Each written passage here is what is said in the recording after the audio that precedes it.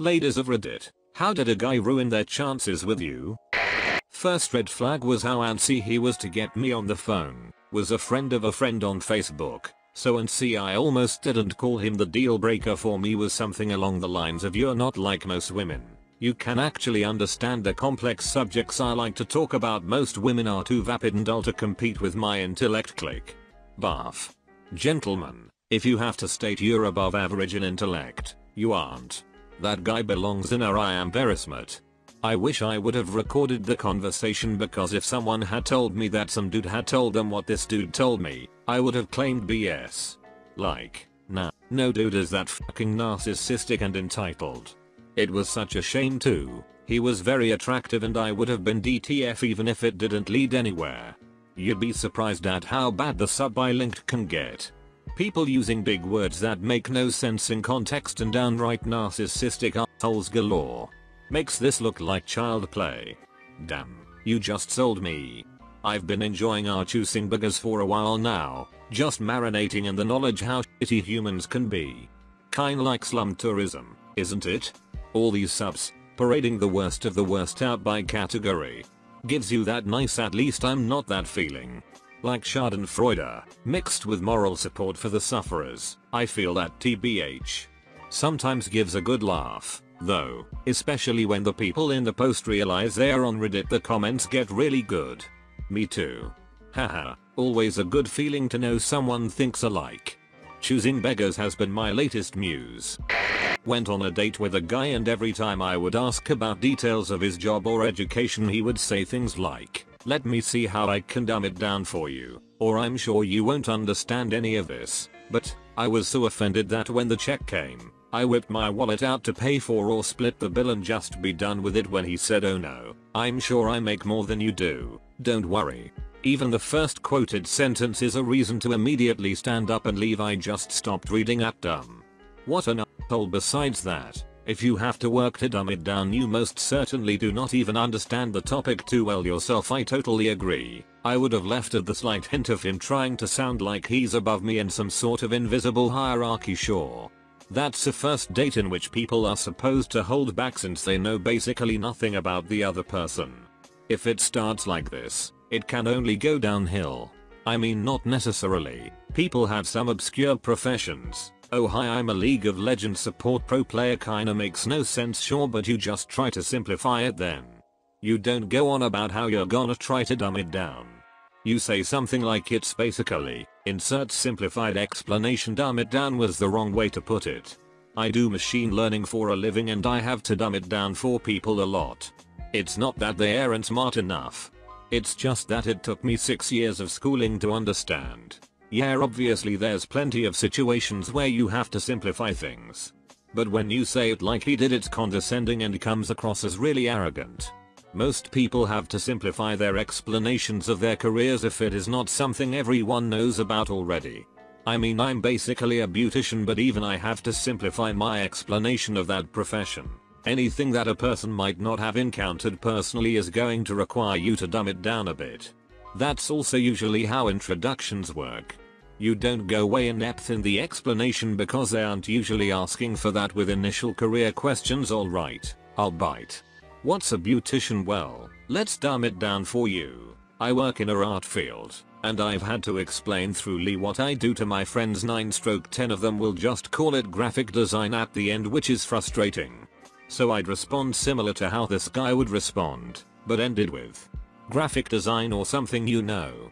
I wonder if it comes off condescending. He was a co-worker of mine at a restaurant.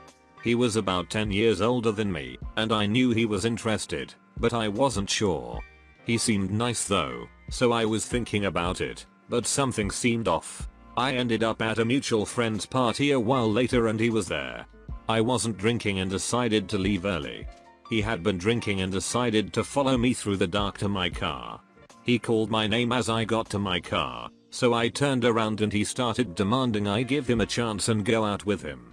I apologized and said I didn't think it was a good idea, and he got upset. He started yelling, saying I had been at ease and leading him on, and then just kept yelling, "Just go out with me. Just say yes," over and over as he grabbed my shoulders and slammed me into the side of my car. He held me there, pinned against my car, and kept screaming in my face. He was about 6 feet 2 inches. I'm 5 feet 3 inches. I started to cry and told him he was scaring me. He took a step back and I got into my car as fast as I could, locked the door and got the fuck out of there. I really hope this was the day he realized he has a little monster inside of him that can terrify people. I hope he sat up at night thinking about what a fucking horrible thing he had become. I hope he used this to become a better person.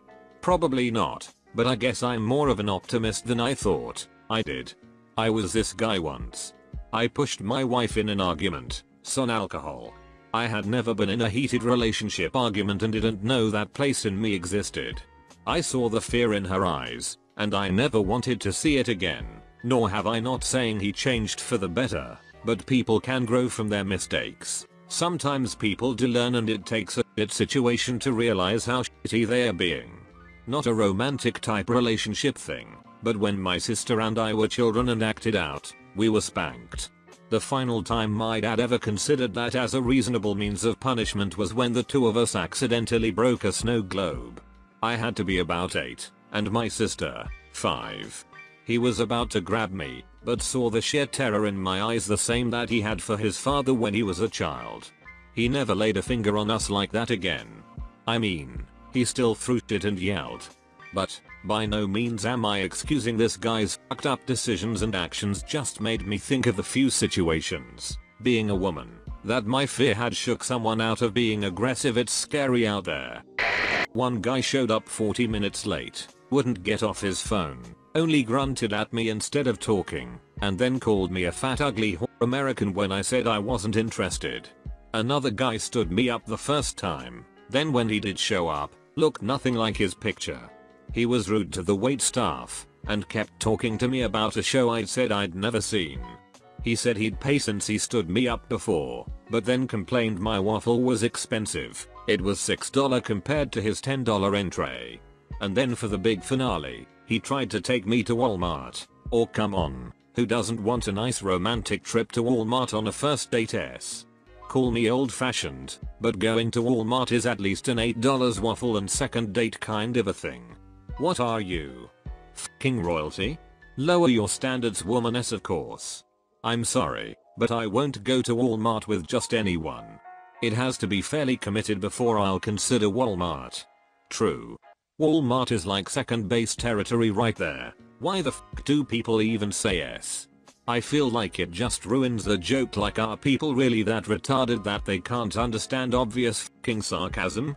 We, the Reddit community, have pretty much been forced to include the S because there are far too many Redditors that are terrible people who post truly unbelievable, hateful, ignorant garbage. If you already known someone is being sarcastic, then the S at the end doesn't really hurt. Otherwise it assures you that the reply wasn't made by an awful bigot or plain old idiot. I totally agree, but I have been downvoted into oblivion for obvious sarcasm before. He took me to McDonald's. That wasn't the problem, though. It was the way he acted like an ass to the cashier. He also stopped by his mom's apartment to have a loud argument with her and his sister, so that was awkward. Another one turned out to be a huge racist.